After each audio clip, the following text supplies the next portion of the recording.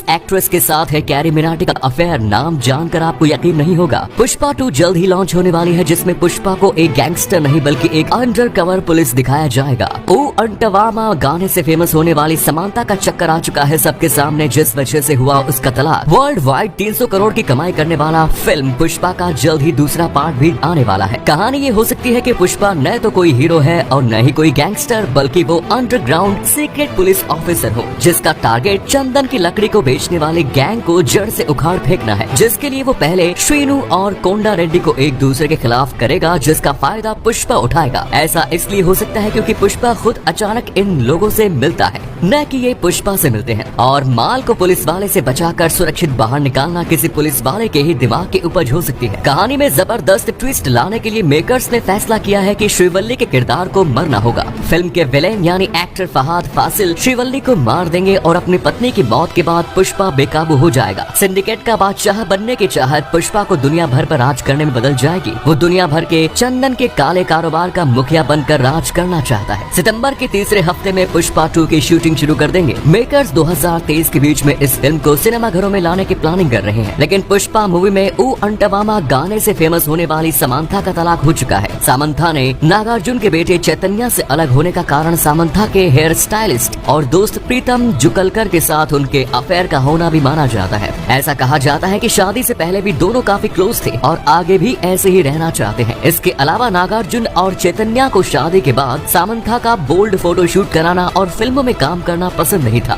जिसके कारण दोनों का तलाक हुआ। तलाक के बाद नागा चैतन्य की तरफ से मिलने वाली 200 करोड़ रुपए की भारी भरकम एलिमनी को भी समांथा ने ठुकरा दिया। इस जोड़ी ने साल 2017 में शादी की, लेकिन यूट्यूबर कैरी मिनाटी का कई लड़कियों के साथ चक्कर रह चुका है। 2017 से 2019 तक कैरी मिनाटी प्रीत रावत के साथ रिलेशनशिप में था, लेकिन ऐसा कहा जाता है कि प्रीत रावत उसके साथ सिर्फ इसलिए थी क्योंकि कैरी एक फेमस यूट्यूबर बनना जा रहा था और वो इसका फायदा उठाकर अपने आप को भी फेमस करना चाहती थी। लेकिन कुछ लोगों का कहना है कि प्रीत रावत ने कैरी को प्यार में धोखा दिया और उसे छोड़ दिया। लेकिन अमेरिका में पैदा हुई, अमेरिका में पढ़ी लिखी और वहीं पर रहने वाली भारतीय मूल की फाल्गुनी ठाकुर का नाम भी कैरी के साथ जुड़ा था। फाल्गुनी भी अमेरिका में एक यूट्यूबर है। इसका एक वीडियो कैरी ने रोस्ट किया था, जिसके बाद इन दोनों के अफेयर की खबरें उड़ी थी। हालांकि ये कितनी सच है ये कोई नहीं जानता। ऐसी ही एक टीवी एक्ट्रेस दीपा पंजाबी ने अपने और कैरी के रिलेशनशिप के बारे में बताते हुए वीडियो अपलोड किया, लेकिन इस पर किसी ने ध्यान नहीं दिया। लेकिन कैरी अब अवनीत कौर को डेट कर रहा है। TV child actress, TikTok star Avneet Kaur और यूट्यूबर कैरी मिनाटी के लिंकअप की खबरें खूब सनसनी मचा रही है। अवनीत कौर के एक इंस्टाग्राम पोस्ट ने इन अफवाहों को जन्म दिया है। दरअसल अवनीत कौर ने अपनी कुछ नई तस्वीरें शेयर की थी। इसके कैप्शन में एक्ट्रेस ने कैरी मिनाटी का जिक्र किया। कैरी मिनाटी का नाम कैप्शन में आते ही अफवाहें उड़नी शुरू हो गई। कैरी हर साल लगभग 30 करोड़ की कमाई करता है। इस पैसे को जमकर उड़ाता भी है। इसके पास 2 टोयोटा फॉर्च्यूनर गाड़ी है और फरीदाबाद में लाखों की कीमत वाला एक घर भी। इसके अलावा यूट्यूब से लाखों कमाने वाले ऐसे भी लोग हैं जो गजब की जिंदगी जी रहे हैं। यूट्यूब की दुनिया में सबसे अमीर टेक्निकल गुरुजी उर्फ गौरव चौधरी का नाम आता है। उनकी कुल संपत्ति करीब 356 करोड़ है। ये रहता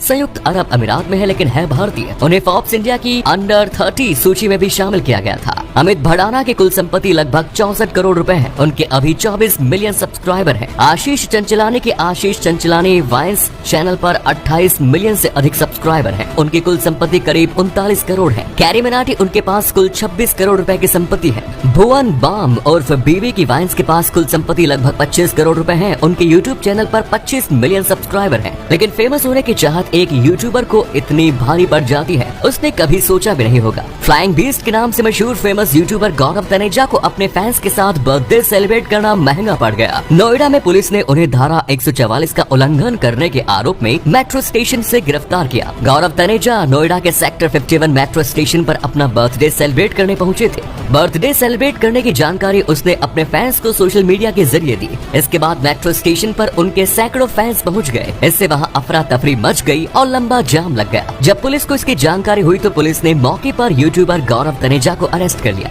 गौरव ने अपना बर्थडे सेलिब्रेट करने के लिए मेट्रो कोच बुक किया था। धारा 144 के उल्लंघन करने के अलावा धारा 341 और 188 के तहत मुकदमा दर्ज किया गया। ऐसा ही कुछ किया था सलमान खान ने, जिसकी वजह से उसे कई बार जेल की हवा तक खानी पड़ी।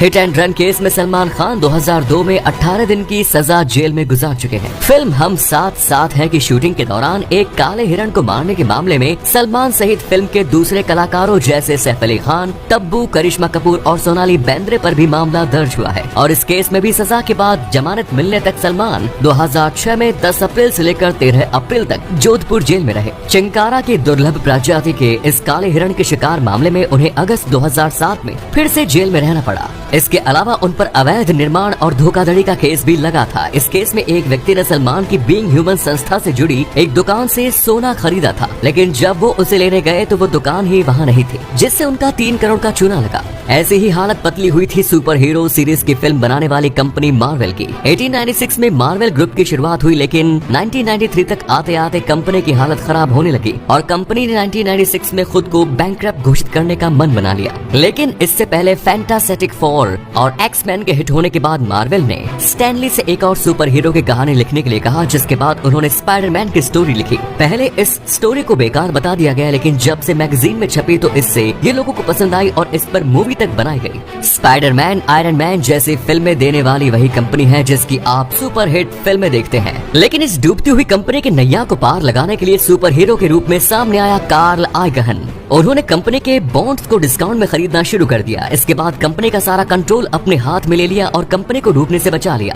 2009 तक इसे चलाने के बाद डिज्नी ने कंपनी को $4 मिलियन में खरीद लिया। लेकिन तालिबान में आए बदलाव के कारण अफगानिस्तान के लोग खुद को भीख मांगने से नहीं बचा पा रहे हैं। तालिबान के अफगानिस्तान पर कब्जा करने के बाद देश में ऐसा बदलाव आया है कि बड़े बड़े पेशेवरों को सड़कों पर खाना बेचना पड़ रहा है। हामिद करजई सरकार के साथ काम कर चुके कबीर हकमल के एक ट्विटर पोस्ट से पता चला कि एक अफगान पत्रकार मूसा मोहम्मदी को अपनी जरूरतों को पूरा करने के लिए सड़कों पर खाना बेचना पड़ रहा है। मोहम्मदी कई सालों से मीडिया इंडस्ट्री का हिस्सा थे। उसने कई टीवी चैनलों में एक एंकर और रिपोर्टर के रूप में वर्षों तक काम किया और अब उनके पास अपने परिवार को खिलाने के लिए कोई इनकम नहीं है और अब वो कुछ पैसे कमाने के लिए स्ट्रीट फूड बेचता है। तालिबान राज आने के बाद अफगानों को गरीबी का सामना करना पड़ा।